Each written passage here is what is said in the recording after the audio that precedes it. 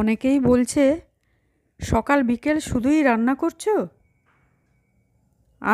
আমি বললাম আমি আর কি পারি, যা পারি সবার সাথে শেয়ার করছি। তাই আজ বানাবো হারা ভারা কাবাব। পালং শাকের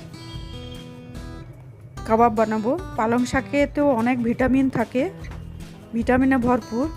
শীতের পালং শাক এর স্বাদই আলাদা।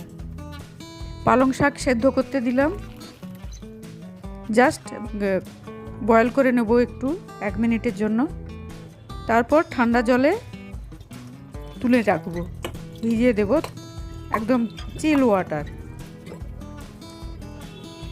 এবার পালং শাকগুলো থেকে জল ভালো করে নিংড়ে বার করে দিতে হবে। এর সঙ্গে গ্রিন মটর, ক্যাপসিকাম কুচি দিয়ে ভেজে নেব, যাতে জল অংশ একেবারেই যেন না থাকে, তাহলে কাবাব বানানো প্রবলেম হবে। জলটাকে শুকিয়ে নিলাম। এবার একটা প্লেটে ঢেলে ঠান্ডা করতে হবে। এর সঙ্গে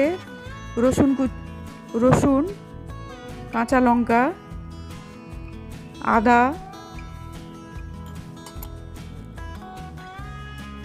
নুন, ব্রেড ক্রাম,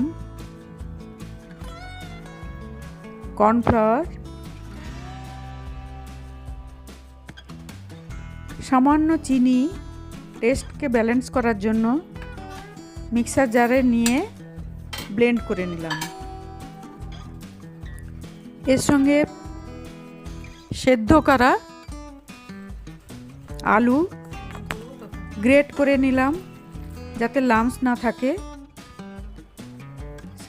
একটুখানি গরম মশলা গুঁড়ো, হলুদ গুঁড়ো দিলাম। সবুজের সঙ্গে হলুদটা দিলে কালারটা খোলে ভালো।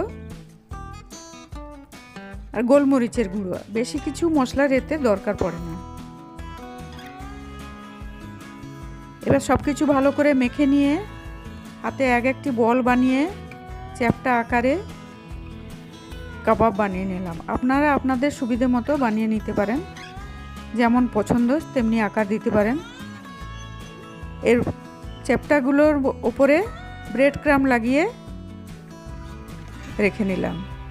এবার ফ্রাই প্যানে তেল ভালো করে গরম করে নিতে হবে। কাবাব তো বেশিক্ষণ ভাজা যাবে না, সব কিছু বয়েল করা আছে আগে থেকেই। এগুলো দিয়ে 1 মিনিটের মতো ভেজে নিলেই, এদিক ওদিক ভেজে নিলেই তৈরি হবে কাবাব। তৈরি হয়ে গেল কাবাব।